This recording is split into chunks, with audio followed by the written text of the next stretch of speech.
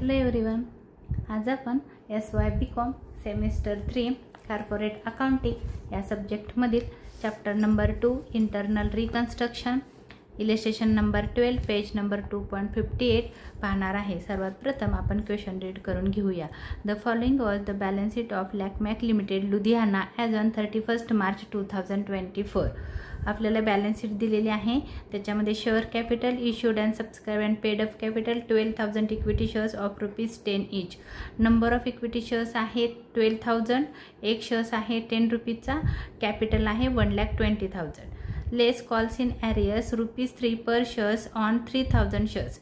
3,000 हे number of share holder आहेत। ह्या 3,000 नंबर ऑफ शेअर होल्डरांनी ₹3 कंपनीला दिलेले नाहीत, म्हणजे हे आउटस्टँडिंग आहेत ₹9,000 हे त्यांनी दिलेले नाहीत।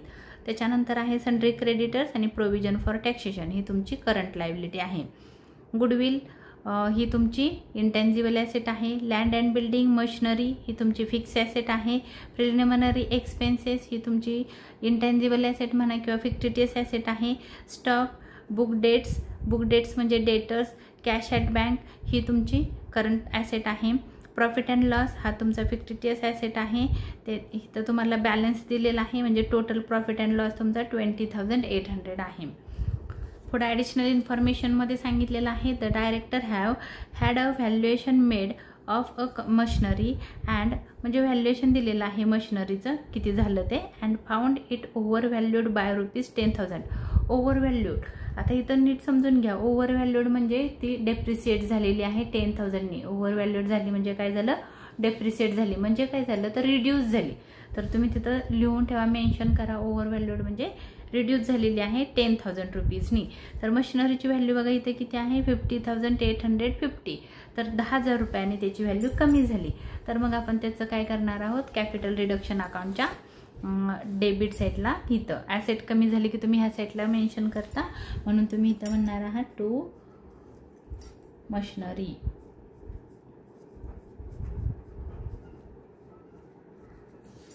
₹10,000 रुपयांनी तुमची मशिनरी कमी झालेली आहे। तर आपण काय करू, लगेच त्याची वर्किंग नोट एक करून ठेवूया, म्हणजे आपल्याला बॅलन्स शीटला किती आलं ते कळेल। तर working note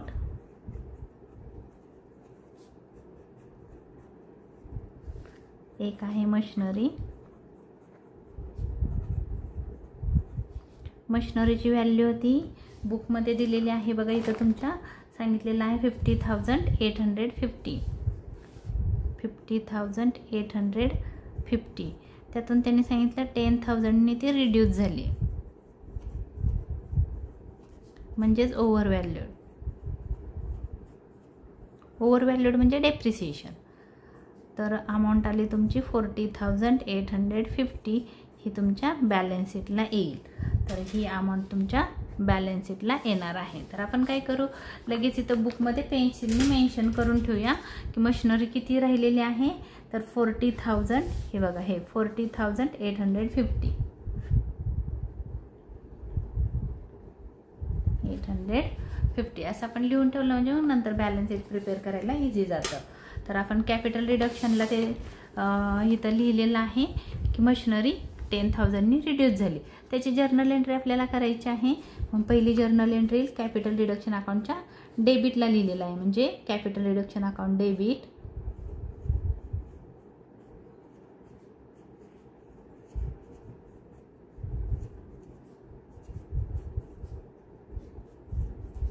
$10,000 to machinery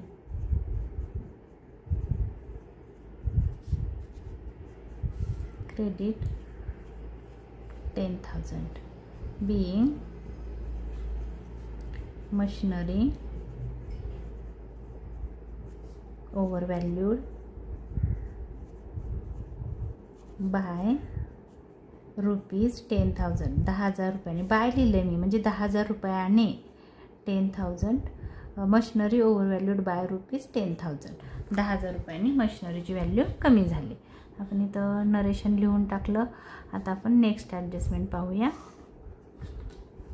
next adjustment, आता आपण एक तर इथे इफेक्ट होतो, म्हणजे एक आपण कॅपिटल रिडक्शनला लिहितो, एक जर्नलला लिहितो आणि एक बॅलन्स शीटला लिहितो. बॅलन्स शीटची अमाऊंट आपण इथं मेन्शन केलेली आहे. नेक्स्ट ॲडजस्टमेंट बघूया आपण. It was proposed to write down this asset to its true value and to existing the deficiency in the profit and loss and to write off goodwill and preliminary expenses by the adoption of the following course. म्हणजे त्यांनी काय सांगितलेलं आहे, तर ह्याच्यामध्ये बघा काय काय आहे. तर प्रिलिमिनरी एक्सपेन्सेस आहेत, गुडविल आहे आणि प्रॉफिट अँड लॉस.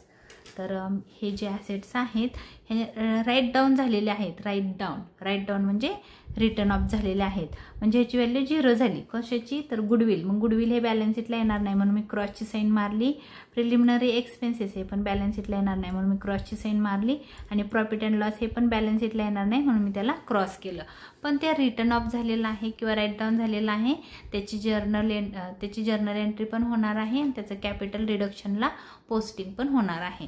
मग कसं होईल बघा, तर कॅपिटल रिडक्शनला हा जी ॲसेट आहे, ॲसेट कमी झाली की डेबिट साईडला येते. मग काय काय कमी झालं, to goodwill, to preliminary expenses,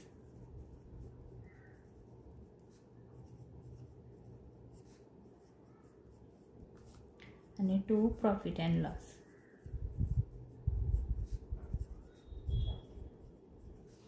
गुडविलची value आहे 10,000, प्रिलिमिनरी एक्सपेन्सेस 1,500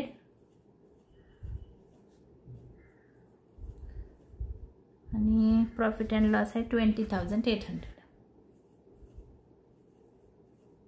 ह्याची जर्नल एंट्री होणार आहे. जर्नल एंट्री होईल capital reduction account debit,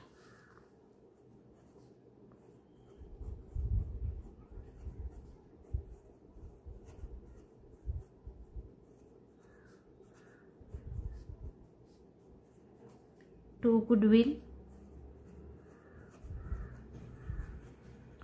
to preliminary expenses,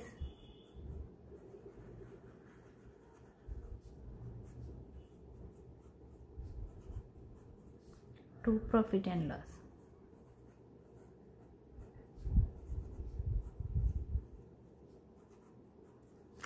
गुडविलची value आहे 10,000, प्रिलिमिनरी एक्सपेन्सेस 1,500 आणि 20,800. याची टोटल करून आपण ह्याला टाकणार आहोत कॅपिटल रिडक्शनच्या डेबिटला.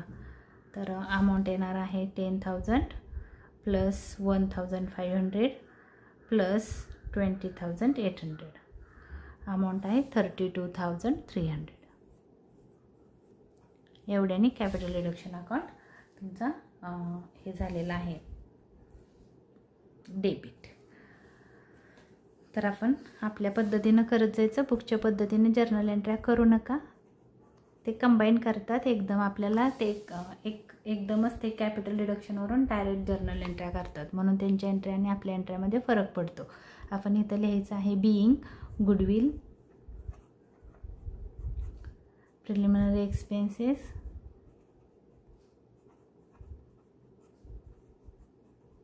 and profit and loss written down.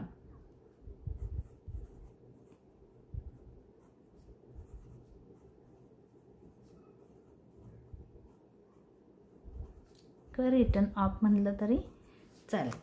तर तो काय झालेला आहे, रिटर्न ऑफ झालं. आपण जशी एंट्री पास करतो इकडं तसं लगेच जर्नल करून घ्यायचं. आता हे बॅलन्स शीटला आपण 3 ठिकाणी पोस्टिंग करतो, एक कॅपिटल रिडक्शनला, एक जर्नलला आणि एक बॅलन्स शीटला. पण बॅलन्स शीटला येणार नाही म्हणून आपण इथं क्रॉसच्या साईन मारलेल्या आहेत. तर नेक्स्ट बघा पुढं काय सांगितलेलं आहे, forfeit the shares on which the calls is outstanding. म्हणजे कॉल्स इन आउटस्टँडिंग म्हणजे कॉल्स इन ॲरियस, म्हणजे जे शेअर्सचे पैसे मिळाले नव्हते, 3,000 जणांनी 3 रुपये दिलेले नव्हते, ते काय केले, फॉरफिट केले. फॉरफिट म्हणजे जप्त केले, त्यांचे शेअर्स काय केले, जप्त केले. तर आता आपल्याला इथं जप्त केल्याची एंट्री करावी लागणार आहे. मग आपण इथं बघा, आता नीट समजून घ्या. इथं काय केलं की हे जे 3000 जण होती त्यांच्याकडून आपल्याला 10 रुपीज यायला पाहिजे, 10 रुपीज टोटल मिळायला पाहिजे होते. बघा मी इथं तुम्हाला वर्किंग करून दाखवते. इथं लिहिते.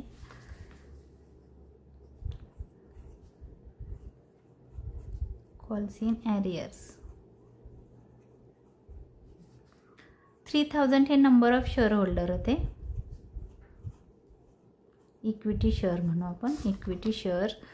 तर त्यांनी काय करायला पाहिजे होतं, आपल्याला 10 रुपये द्यायला पाहिजे होते, कारण एका शेअरची व्हॅल्यू आपल्या 10 रुपीज होती. 10 रुपीज ईच इथं सांगितलेलं आहे. आणि 3000 जण होती, 3000 जणांनी आपल्याला 10 रुपये द्यायला पाहिजे होते. म्हणजे टोटल त्यांचं शेअर कॅपिटल किती होतं, 3000 जणांचं 30,000 रुपये हे त्यांचं इक्विटी शेअर कॅपिटल होतं. इक्विटी शेअर कॅपिटल म्हणजे एवढे पैसे 3000 जणांकडून 30,000 रुपये आपल्याला मिळायला पाहिजे होते. पण काय झालं बघा, त्यांनी 3 रुपीज दिलेले नाहीत. क्वेश्चनमध्ये इथं लिहिलं आहे, क्वेश्चनमध्ये काय सांगितलेलं आहे, तर 3000 जणांनी 3 रुपीज आपल्याला दिलेले नाहीत.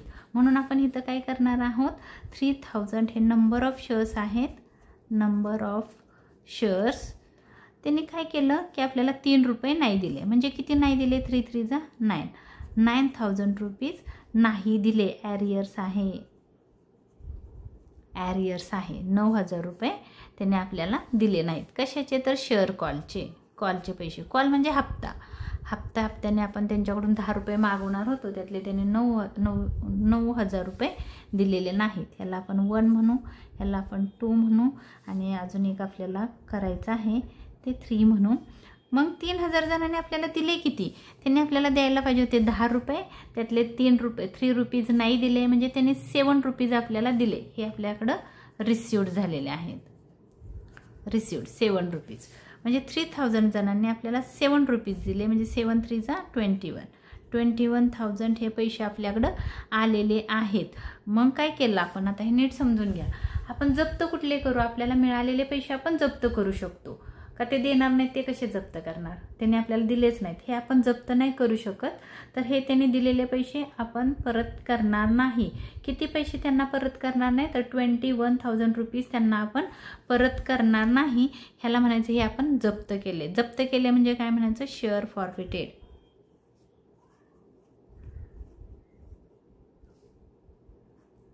शेअर फॉरफिट केलं.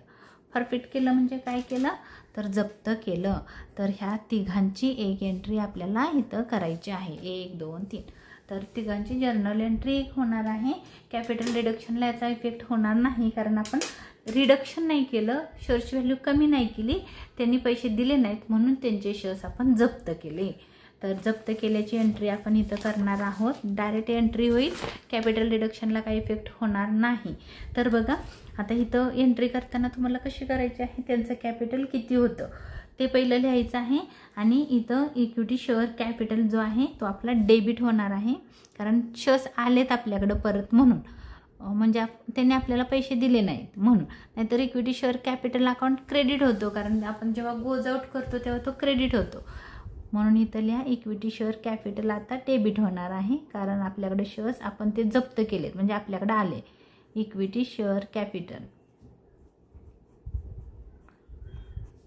किती त्यांच्याकडून आपल्याला येणं होतं, म्हणजे त्यांचं कॅपिटल होतं 30,000 रुपये, 30,000 इथं लिहिलंय बघा आपण 30,000. आता त्यातलं काय झालं, त्यांनी ॲरियर्स ठेवलेला आहे. शेअर कॉल म्हणू त्याला आपण, शेअर कॉल दिलेला नाही, किंवा कॉल्स इन ॲरियर्स पण तुम्ही म्हणू शकता. तर ॲरियर्स इथं लिहू शकता, कॉल्स इन ॲरियर्स अकाउंट. 9,000 रुपीज त्यांनी आपल्याला दिलेले नाहीत. आणि 2 share forfeited,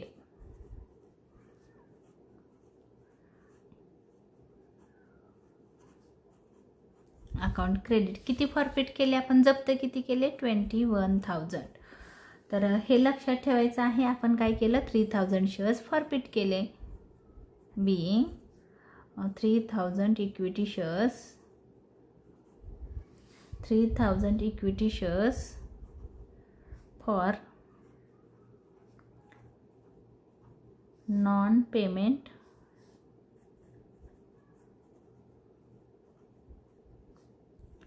of ₹3 per share.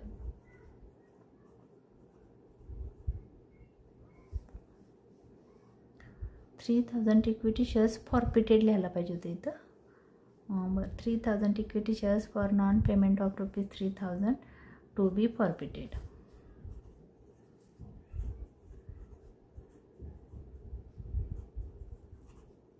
Forfeited आपण काय केलं म्हणून ते फॉरफिट केले, त्यांनी पैसे आपले भरले नाहीत म्हणून आपण ते जप्त केले. ही जप्त केल्याची एंट्री आहे. ह्याचा इफेक्ट बॅलन्स शीटला होणार नाही आणि हे पण होणार नाही, म्हणजे काय कॅपिटल रिडक्शनला पण त्याची एंट्री होणार नाही. पण आपण इथं फॉरफिटेड अकाउंट हा वर्किंग नोटमध्ये केलेला आहे, कारण ह्याचा डिफरन्स आपल्याला ह्या अकाउंटला ट्रान्सफर करायचा असतो म्हणून. तर आपल्याला कळायला पाहिजे आपण किती शेअर्स जप्त केले. तर त्याच्यासाठी आपल्याला इथं एक अकाउंट क्रिएट करायचं आहे आणि त्याच्या क्रेडिटला बाय इक्विटी शेअर कॅपिटल.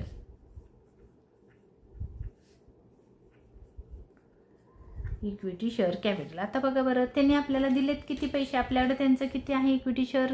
बघा हा काय आहे, क्रेडिट आहे 21,000 म्हणून मी इथं लिहिणार आहे 21,000. क्रेडिटला लिहिलं का लिहिलं, कारण आपण एंट्री करताना काय लिहिलं आहे, इक्विटी शेअर कॅपिटल डेबिट.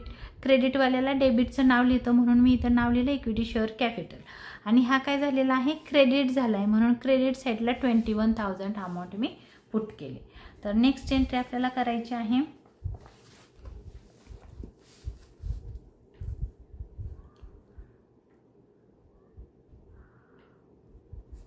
इथं बघा पुढे सांगितले reduce the paid up capital by ₹3 per share. आता पेड अप कॅपिटल, पेड अपचा अर्थ आहे आपल्याकडे बघा नंबर ऑफ शेअर्स किती होते, ही 3 नंबरची ॲडजस्टमेंट आहे. Paid up capital, paid up capital बघा 12,000 हे जे शेअर्स होते, 12,000 हे नंबर ऑफ शेअर्स होते. त्यांनी आपल्याला दिलेत किती, 1,20,000 मिळायला पाहिजे होते, त्यातले 9,000 नाही मिळाले. म्हणजे किती मिळाले, 1,11,000 हे आपल्याला मिळालेले पैसे आहेत. मग आता इथं सांगितलं त्यांनी काय झालं, रिड्यूस झालं paid up capital by ₹3 per shares. ₹3 paid up capital कमी झालं. म्हणजे जे 12,000 नंबर ऑफ शेअर्स आहेत त्यांनी काय केलं, आपल्याला किती रुपीज नाही दिले, किती ₹10 एक शेअर्सची व्हॅल्यू होती ₹10, ते ₹3 कमी झालं. म्हणजे ₹3 रिडक्शनला येईल, कॅपिटल रिडक्शनला ₹3 आणि ₹7 बॅलन्स शीटला येईल. ₹10चा एक शेअर्स होता, ₹3 कमी झाला, ₹7 तुमच्या बॅलन्स शीटला येतील. मग आपण इथं करायचं आहे, किती येतोय बघूया आपण, नंबर ऑफ शेअर्स. आता पेडअप बघा, पेडअप म्हणजे काय झालं, 12,000 हे नंबर ऑफ शेअर्स होते, त्यातले 3,000 जणांनी आपल्याला पैसे नाही दिले. म्हणजे किती हजार जणांनी आपल्याला पैसे दिले, तर 9,000 जण हे आहेत number of share holder. 9,000 share होल्डरांनी आपल्याला ₹7 दिलेले आहेत. म्हणजे ॲक्च्युली ₹10 दिलेले आहेत. 9,000 जणांनी ₹10 दिलेत, तर त्यांच्या शेअर्सची व्हॅल्यू ₹3 कमी केली. म्हणजे 9,000 इंटू हे नंबर ऑफ शेअर होल्डर आहेत, नंबर ऑफ इक्विटी शेअर्स, त्यांनी आपल्याला ₹3 रिडक्शन झालं, रिड्यूस झालं. म्हणजे किती येते, 9×3 = 27,000 हे येईल इथं कॅपिटल रिडक्शनला, एवढ्यानी कमी झालं. आता पेडअप हा शब्द काय सांगतो, तर 12,000 हे number of equity share holder होते, त्यातून 3,000 जणांनी बघा इथं लिहिलं ॲरियर्स आहे. म्हणजे ते पेडअप नाही आहे, ते काय आहे, ॲरियर्स आहेत, त्यांनी दिलेले नाहीत. पेडअप म्हणजे ज्या लोकांनी सगळे ₹10च्या ₹10 दिलेत असे शेअर होल्डर, असे टोटल शेअर होल्डर होते 12,000, त्यातल्या 3,000 जणांनी आपल्याला ₹3 नाही दिले. म्हणजे हे 3 जण पेडअपमध्ये येणार नाही. म्हणून मी काय केलं, ह्या 3,000 जणांना इथं मायनस केलं. 12,000 मायनस 3,000 म्हणजे आले 9,000. 9,000 हे number of equity share holder आहेत की जे पेडअप आहेत, पेडअप ज्यांनी पेड केलेले आहे आपली अमाऊंट. मग त्यांचं काय, त्यांनी किती पेड केली होती, 9,000 केली होती, पण त्यांना आपण ₹3 रिड्यूस केलेलं आहे. म्हणून ही रिड्यूसची एंट्री एक आपल्या कॅपिटल रिडक्शनला पण होणार आहे, जर्नल एंट्री पण होणार आहे आणि आपल्याला बॅलन्स शीटला पण लिहावं लागणार आहे कितीनी आपलं शेअर कॅपिटल रिड्यूस झालं. तर बघा आता आपलं शेअर कॅपिटल किती होतं माहिती आहे तुम्हाला, वसूल झालेलं भांडवल म्हणजे 1,11,000 होतं.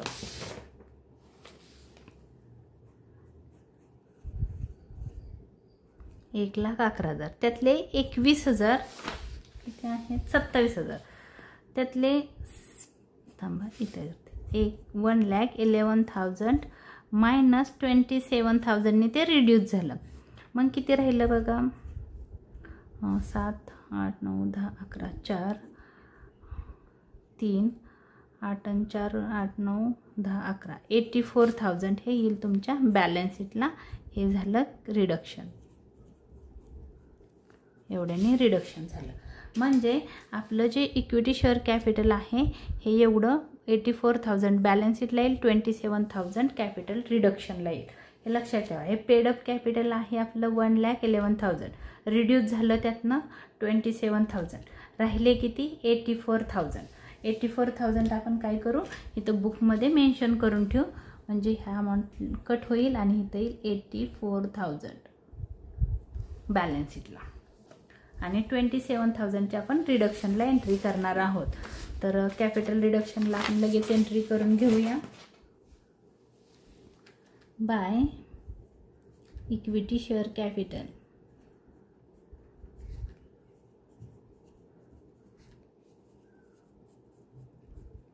कॅपिटल 27,000 ते कसं आलं तर 27,000 आपण इथं व्हॅल्यू काढून दाखवली मी तुम्हाला.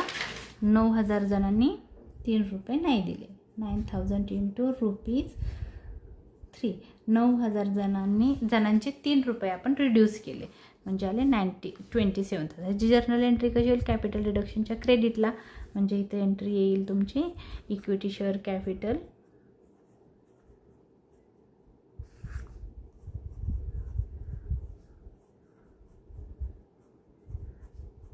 Account debit 27,000 to capital deduction account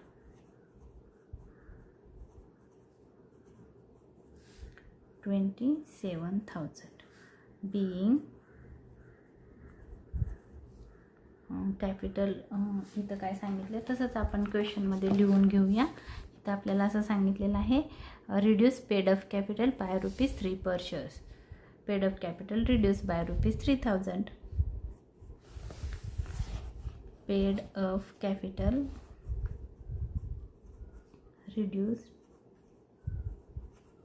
by ₹3,000 by ₹3 per share.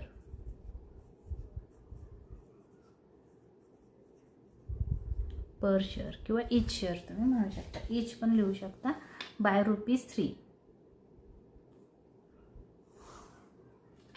झाली तुमची नेक्स्ट ॲडजस्टमेंट. आता आपण काय केलं एक कॅपिटल रिडक्शनला केलं त्याची जर्नल एंट्री केली आणि बॅलन्स शीटला 84,000 येणार आहे हे आपण बुकमध्ये मेन्शन करून ठेवलेलं आहे. नेक्स्ट ॲडजस्टमेंट आहे reissue the forfeited shares at ₹5 per share. ही जर्नल एंट्री खूप महत्त्वाची आहे की जे फॉरफिट केलेले शेअर्स होते एक तो शेअर्स किती शेअर्स फॉरफिट केले होते 3,000. ज्या 3,000 जणांनी आपल्याला 3 रुपये दिलेले नव्हते मग त्यांचे शेअर्स आपण जप्त केले. नंबर ऑफ शेअर्स आहे 3,000 ते आपण रिइश्यू केले. किती शेअर्स रिइश्यू केले 3,000. एका शेअर्सची व्हॅल्यू आहे ₹15 म्हणजे आपण इथं जर्नल वर्किंग नोट करणार आहोत. किती नंबर आहे बघा 4 number for reissue the forfeited shares, reissue of shares.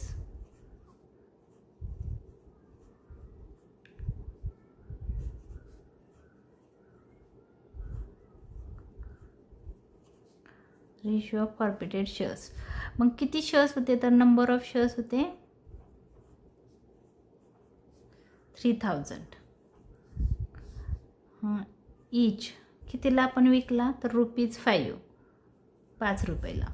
5 3 15.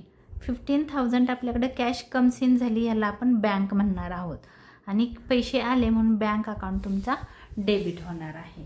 15,000 shares विकले. किती शेअर्स विकले 3,000 शेअर्स विकले. एक शेअर्स 5 रुपयाला विकला. 15,000 रुपीज तुमच्याकडे आले.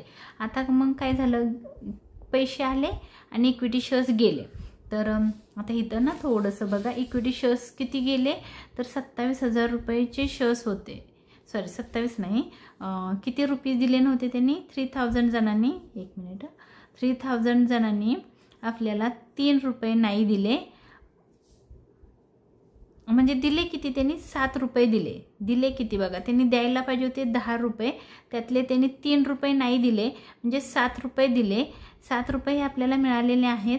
7 3 जा 21,000 आपल्याला रिसीव झालेत. हे आपण फॉरफिट केलेले आहेत. फॉरफिटेड 21,000 आपण फॉरफिट केलेले आहेत. तर आता इथं आपल्याला विचार करायचा आहे. जप्त केले 21,000चे शेअर्स, परत ते रिइश्यू केले. 21,000चे शेअर्स 15,000 रुपयाला विकले. म्हणजे 21,000 जप्त करून ठेवले ते 15,000 रुपयाला विकले. म्हणजे किती येत आहे बघा, 7 5 11, 6,000 हे आपले फॉरफिटेड झालेले शेअर्स आहेत. तर आता तुमच्या लक्षात येईल ह्याची एंट्री. बँक आता थोडंसं समजून घ्या. कॅश कम सीन झाली, किती पैसे आले, बँक अकाउंट डेबिट. कॅपिटल रिडक्शनला याची एंट्री होणार नाही, कारण कॅपिटल रिडक्शनचा याचा संबंध नाही. पैसे आले, किती पैसे आले तर तुम्ही 3,000 शेअर्स 5 रुपयाला एक याप्रमाणे विकला, म्हणजे 15,000 रुपये तुम्हाला कम सीन झाले, 15,000. आता इथं काय करायचं आहे, आपण बघितलं हे 6,000 रुपयाचा डिफरन्स येतो, हे फॉरफिटेड आहेत. फॉरफिटेड म्हणजे काय झालं, बँक अकाउंट डेबिट झाला. ॲक्च्युली त्यांचं शेअर्स कॅपिटल किती होतं, किती आपल्याकडे आहे बघा, त्यांचे शेअर्स होते 3,000. त्यांनी आपल्याला दिलेत किती, 7 रुपये एका शेअरचे दिलेत, म्हणजे 21,000 त्यांचं आपल्याकडे कॅपिटल आहे. त्याला म्हणायचं आहे टू, मी थोडीशी इथं जर्नल एंट्री बघा, थोडी इथं जागा सोडली, इथं लिहिलं to equity share capital. Equity share capital त्यांचे आपल्याकडे किती पैसे आहेत, ही जास्त अमाऊंट आहे म्हणून मी डेबिटला जागा सोडलेली आहे. 21,000 त्यांचे आपल्याकडे आहेत. त्यातले 15,000 रुपये आपण शेअर्स विकून मिळाले. ह्या दोघातला जो डिफरन्स आहे त्याला नाव द्यायचं फॉरफिटेड. आता डेबिटला कमी पडत आहेत म्हणून फॉरफिटेड इक्विटी शेअर फॉरफिटेड किंवा शेअर फॉरफिटेड अकाउंट डेबिट झाला. कधी कधी तो क्रेडिट पण होतो. हा एक कोणत्याही प्रकारचा अकाउंट नाही आहे, तो एक तात्पुरता क्रिएट केलेला अकाउंट असतो. म्हणून त्याची एंट्री करताना थोडं काळजीपूर्वक करायचं आहे. म्हणजे ह्याला असं हे करू नका. डिफरन्स जर समजा डेबिटला आला तर शेअर फॉरफिटेड डेबिट होतो, जर डिफरन्स क्रेडिटला आला तर तो क्रेडिट होतो. म्हणून इथं होणार आहे शेअर फॉरफिटेड अकाउंट.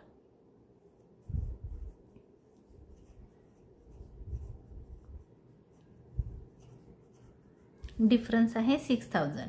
आपण इथं काढलं आहे बघा. आत्ता कसं काढलं, 21,000 हे त्यांचं कॅपिटल होतं आपल्याकडं, त्यातले आपण 15,000 रुपये आपल्याला मिळाले. आणि जो डिफरन्स आला तो कमी पडत होता कुठल्या साईडला, डेबिट साईडला, म्हणून आपण इथं डेबिट केला. कधी कधी तो क्रेडिट पण होतो. तर हा आहे debit. Being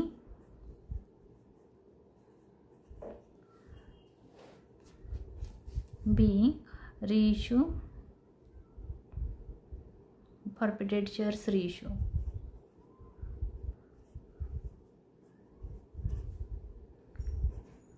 forfeited shares reissued by ₹5 each. 5 each.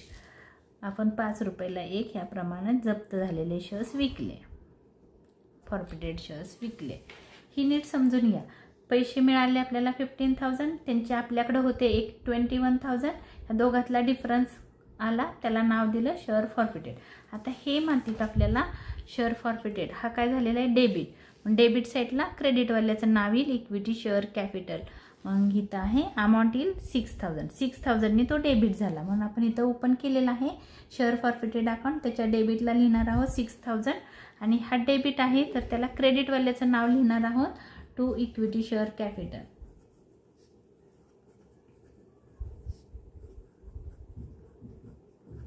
Equity share capital. तर ही झाली आपली इथपर्यंतची एंट्री. आता नेक्स्ट काय सांगितलेलं आहे आपण रीड करूया. Utilise the provision for taxation if necessary. Utilise हा वर्ड आला की समजायचं जो आपण कॅपिटल रिडक्शन अकाउंट क्रिएट केलेला आहे त्याच्या डिफरन्सला नाव द्यायचं आहे आपल्याला प्रोव्हिजन फॉर टॅक्सेशन हे सांगितलंय बघा. आपण काय लिहितो रिझर्व, कॅपिटल रिझर्व, पण आज सांगितलेलं आहे प्रोव्हिजन फॉर टॅक्सेशन हे नाव द्या. म्हणजे नाव द्या असं नाही लिहिलं, त्यांनी सांगितलं की त्याचा उपयोग जो पण डिफरन्स येईल त्याचा उपयोग टॅक्स भरण्याच्या प्रोव्हिजनसाठी करा असं सांगितलेलं आहे. The shares on which the calls were in arrears were duly forfeited. आता हा शब्द परत सांगितलेला आहे खाली की जे ॲरियर्स झालेले शेअर्स होते की ज्यांचे पैसे मिळाले नव्हते ते जप्त केले and reissue on payment of ₹5 per shares, आणि ते परत विकलेले आहेत 1 शेअर्स 5 रुपयाला, आणि आपण त्याची एंट्री ही सी मध्ये केलेली आहे. परत करू नका. You are required to draft the journal entries and the balance sheet of Lakmac limited Ludhiana after the scheme of carried out on the as on 31 March 2024. आपल्याला एक जर्नल करायला सांगितलेलं आहे आणि बॅलन्स शीट बनवायला सांगितलेली आहे, पण कॅपिटल रिडक्शन अकाउंट आपल्याला ओपन करावाच लागतो. तर आता बघा आपल्याला इथं क्वेश्चन संपलेला आहे. जर्नल एंट्री आपल्या झालेल्या आहेत. परत एकदा चेक करते काय राहिलेलं आहे का. तर माझ्या मते फॅक्टिटियस ॲसेटची पण आपण जर्नल एंट्री इथं केलेली आहे. तर ह्या जर्नल एंट्री झालेत. आता काय करायचं आहे, पहिला हा जो आपण वर्किंग नोटमध्ये अकाउंट ओपन केला आहे ह्याला क्लोज करूया. ह्याचा डिफरन्स आपण कॅपिटल रिडक्शनला पाठवूया. कॅपिटल रिडक्शनला पाठवल्यानंतर त्याची एक जर्नल एंट्री होईल. तर आपण ह्याला असं करूया. मला वाटतं इथं 21,000 क्रेडिट साईडची टोटल जास्त आहे म्हणून आपण ही 21 ह्या साईडला पण लिहूया. 21,000 मायनस डेबिट साइड माइनस 6,000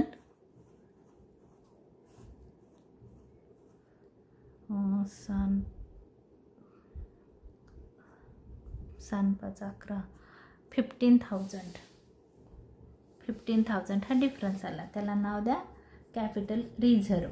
हे लक्षात ठेवा. इथं बघा नाव दिलं डिफरन्सला कॅपिटल रिझर्व. आता तुम्ही म्हणाल कॅपिटल रिझर्व का नाव दिलं, कारण हा फॉरफिटेड शेअर्स अकाउंट असतो ना हा टेम्पररी असतो आणि ह्याचा बॅलन्स एकतर आपण कॅपिटल रिझर्वला ट्रान्सफर करतो किंवा आता बघा आपण हा इथं पाठवला की इथला जो डिफरन्स येईल तो कॅपिटल रिझर्वला जाईल म्हणून आपण ह्याचा डिफरन्स इथं पाठवला. किंवा तुम्ही ह्याला कॅपिटल रिझर्व दिलं ना, कॅपिटल रिडक्शन द्या. कॅपिटल रिडक्शन अकाउंट म्हणजे काय होतं की हा जो डिफरन्स आहे हा कॅपिटल रिडक्शनला जाईल. ॲक्च्युली तो कॅपिटल रिझर्वला ट्रान्सफर करतात, पण आपण इथं capital reserve account transfer open नाही केला. आता हा जर तुम्ही इथं पाठवला, इथला जो डिफरन्स आहे तो इथं पाठवला आणि हा क्लोज झाला तर इथला डिफरन्स तुम्ही कॅपिटल रिझर्वला पाठवणार आहे, म्हणजे ॲटोमॅटिकली तो कॅपिटल रिझर्वला जाणार आहे. म्हणून मी इथं लिहिणार आहे बाय. बघा ह्या अकाउंटचं नाव आपण इथं लिहिलं, ह्या अकाउंटचं नाव म्हणजे ह्या अकाउंटचं नाव इथं येईल share forfeited.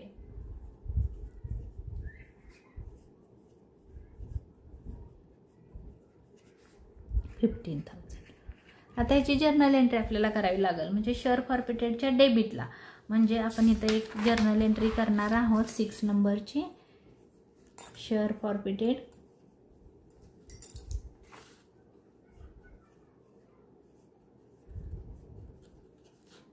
Account debit 15,000 to capital reduction.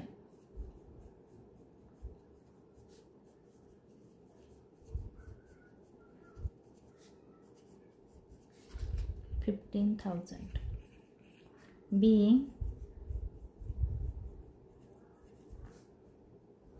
share for balance of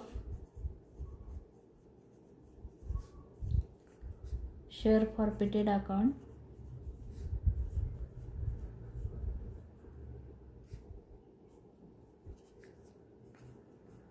transfer to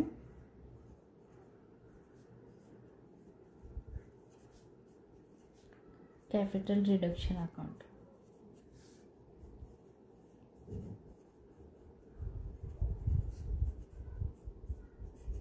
आपण काय केलं, त्याचा बॅलन्स कॅपिटल रिडक्शन अकाउंटला पाठवला. अजून एक जर्नल एंट्री आपली होणार आहे. त्याच्यानंतर बघा आपल्याला कॅपिटल रिडक्शन क्लोज करायचं आहे. त्याचा डिफरन्स किती येतोय बघूया. आपण वर्किंग करून घेऊया.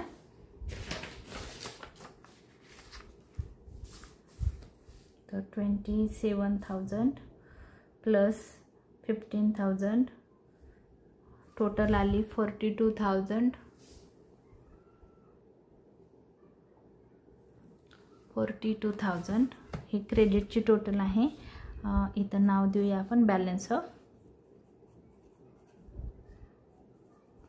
Capital reduction.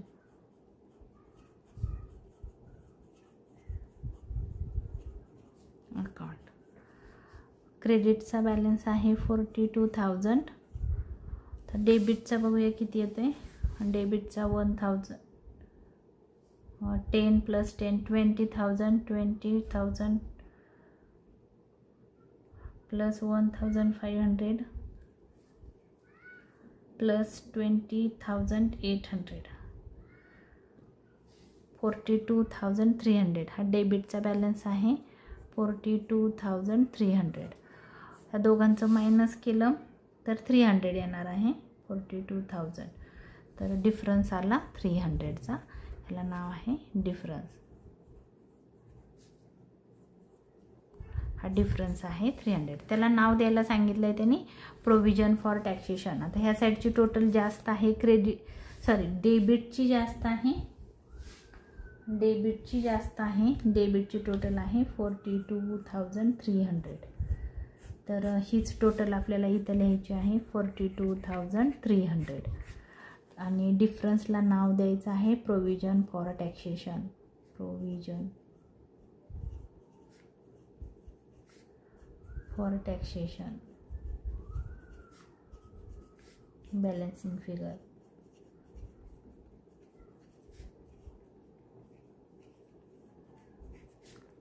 अमाऊंट आहे 300.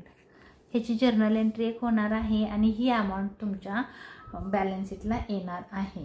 हे लक्षात ठेवा, ही अमाऊंट तुमच्या बॅलन्स शीटला येणार आहे. तर आपण काय करू, इथं लिहून ठेवूया प्रोव्हिजन फॉर टॅक्सेशन. हां, इथं पण आहे बघा प्रोव्हिजन फॉर टॅक्सेशन 4,000 आहे आणि ह्याच्यामध्ये हे 300 रुपीज ॲड होतील. 300 रुपीज प्रोव्हिजन फॉर टॅक्सेशन. थांबा, प्रोव्हिजन फॉर टॅक्सेशनला आपला डिफरन्स कुठे येतोय बघूया. प्रोव्हिजन फॉर टॅक्सेशन ऑलरेडी तुमच्या ह्याला बॅलन्स शीटला त्याची अमाऊंट आहे. प्रोव्हिजन फॉर टॅक्सेशन तर त्याची अमाऊंट बघा, लायबिलिटीचा बॅलन्स क्रेडिटला असतं म्हणून इथं म्हणणार आहोत आपण बॅलन्स BD. किती बॅलन्स होता बघा, त्याचा बॅलन्स आहे 4,000. कारण तो प्लस होईल का मायनस होईल आपल्याला बघावं लागेल ना. आता इथं आहे हा याचा अर्थ काय आहे, आपण जर्नल एंट्री करू तुमच्या लक्षात येईल. इथं काय एंट्री होणार आहे बघा, provision for taxation account debit to capital reduction account credit. Provision for taxation account debit 300 to capital reduction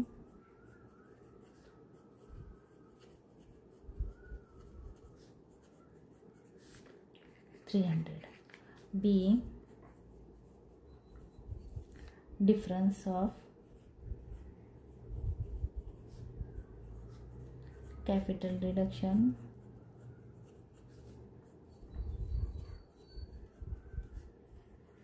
account transfer to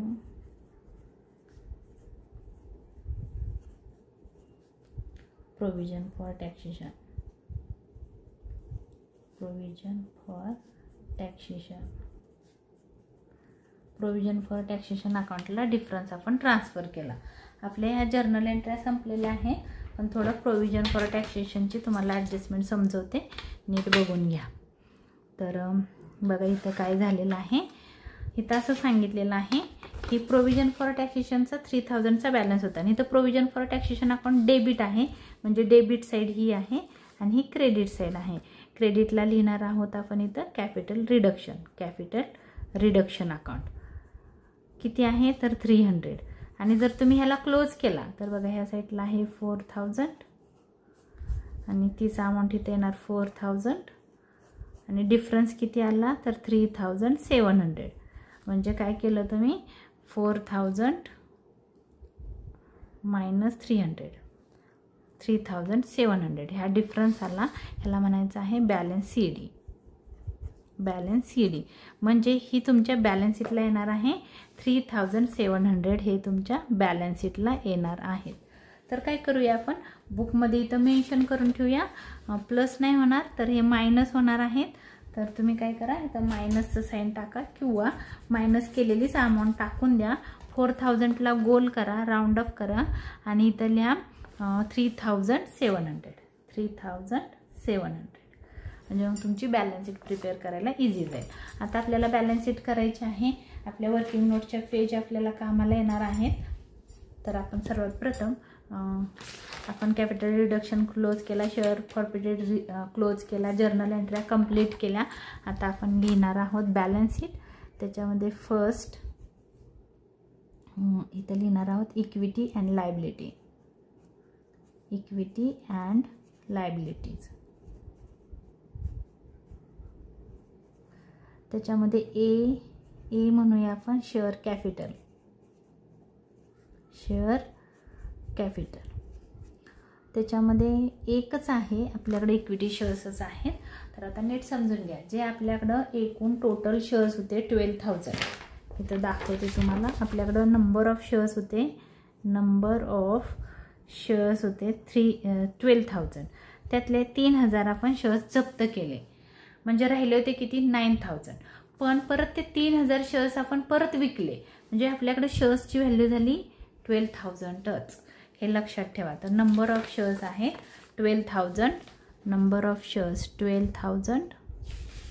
equity share capital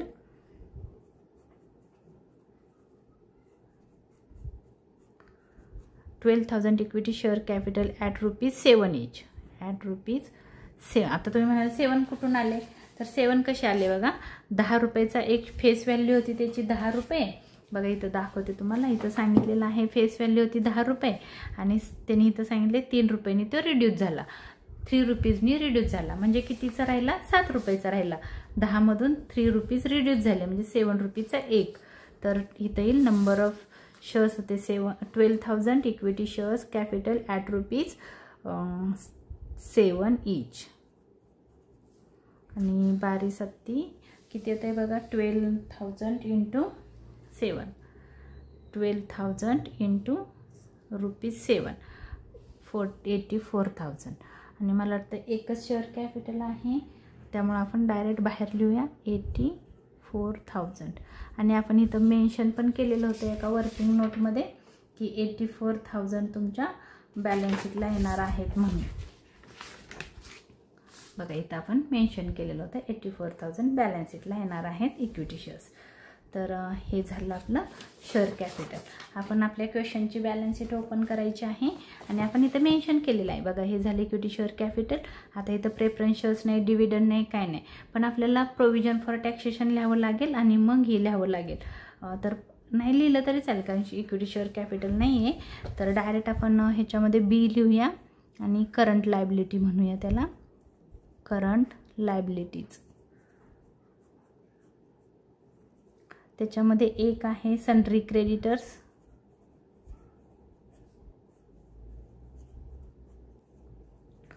आपण इथं बुक ओपन केलेलं आहे. क्वेश्चनमध्ये आहेत 15,425.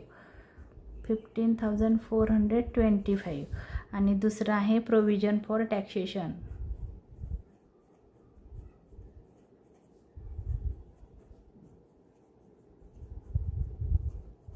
अमाऊंट आहे 3,700.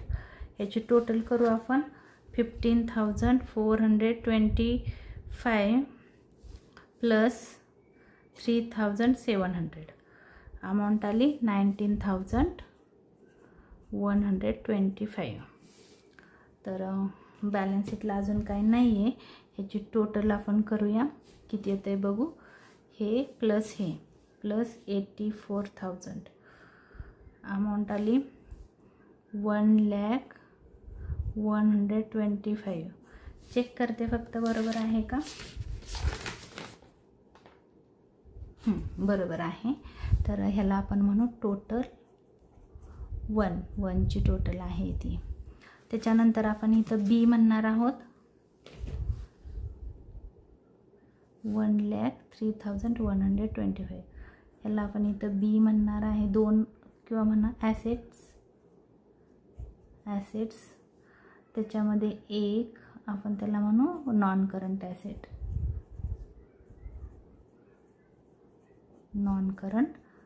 ॲसेट. त्याच्यामध्ये एक आपली कुठली ॲसेट आहे बघा. तर क्वेश्चनमध्ये जावा. गुडविल येणार नाही. Land and building 20,500 as it is येईल. लँड अँड बिल्डिंग कारण ती कमी झालेली नाही. त्याने असं नाही सांगितलं की लँड अँड बिल्डिंग रिड्यूस झाली म्हणून ती ॲज इट इज येईल 20,500. मशिनरी आहे आपण तिथं मेन्शन केलं आहे बघा बुकमध्ये 40,850 मशिनरी.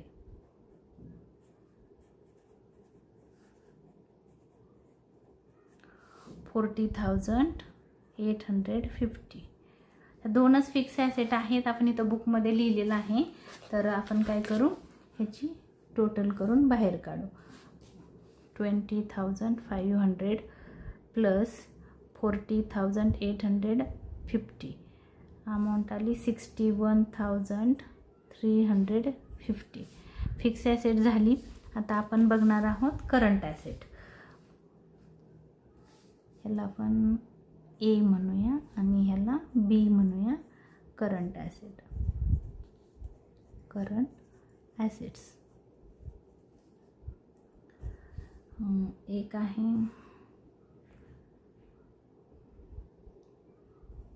ॲसेट्स. पहिले आहे स्टॉक.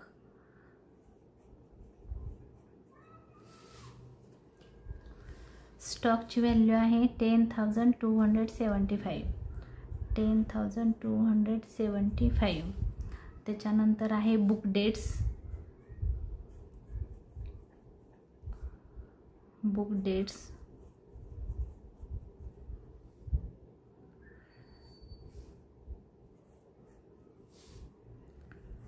डेट्सची व्हॅल्यू आहे 15,000. स्टॉक आहे 10,000 बुक डेट्स आहेत 15,000. अमाऊंट व्यवस्थित चेक करा. नजर चूक होऊ शकते. प्रॉफिट अँड लॉस वगैरे येणार नाही. 1 2 3 ॲसेट आहेत. डेटर्स राहिलं मला वाटतं. बुक डेट्स लिहिले. Cash at bank.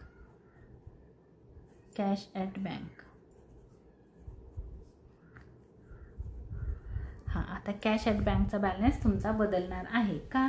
कारण तुमचा बघा इथं कॅश अँड बँक अकाउंट एक आलेला आहे आणि तो डेबिट झालेला आहे 15,000ने. म्हणजे कॅश आलेले आहे तुमच्याकडं 15,000 रुपये. तर तुमचा जो कॅश बॅलन्स आहे त्याच्यामध्ये हा ॲड होईल. कारण बघा पहिले तुमच्याकडे किती पैसे होते ह्याच्यावर दाखवते. तुमचा जो कॅश और बँकचा अकाउंट आहे कॅश और बँक हा अकाउंट आहे. आपण एक छोटासा अकाउंट क्रिएट करू. तर ॲसेटचा बॅलन्स डेबिटला असतो. तुमच्याकडे डेबिट बॅलन्स होता टू बॅलन्स BD 1,500. बघा तुमच्या बुकमध्ये आहे 1,500 हा तुमच्याकडे कॅश बॅलन्स होता. मग आपण ॲसेटचा बॅलन्स डेबिटला असतो आणि ही क्रेडिट साईड आहे. तर 1,500 आणि परत तुमचा बँक अकाउंट डेबिट झाला आहे 15,000नी. नाव येणार आहे टू इक्विटी शेअर कॅपिटल. तर 15,000 रुपये. तर ह्याला जर तुम्ही क्लोज केला तर 15,000 प्लस 1,000 15,000 प्लस 1,500 16,500. तोच तुम्ही इथं पण अमाऊंट टाकणार आहात 16,500. ह्याला क्लोज कराल. डिफरन्सला नाव द्याल बाय बॅलन्स CD. किती होता तर 16,500. एवढा तुमचा डिफरन्स आला. म्हणून तुमचा कॅश अकाउंट आहे कॅश और बँक तो येणार आहे 16,500. तर हा कसा आला तर 1,500 प्लस 15,000 शेअर्स विकून आलेले पैसे यांची टोटल करायची आहे आपल्याला. 16,500 प्लस 15,000 प्लस 10,275 म्हणजे आलं इथं 41,775. आता आपल्याला इथं टोटल करूया किती येतं, हे प्लस 61,350 आलं बघा. 1,03,125 ही झाली आपल्या ॲसेटची टोटल म्हणूया. टोटल 2 ही झाली आपली बॅलन्स शीट. माझा हा जर व्हिडिओ तुम्हाला आवडला असेल तर लाईक करा, शेअर करा, सबस्क्राईब करायला विसरू नका. धन्यवाद.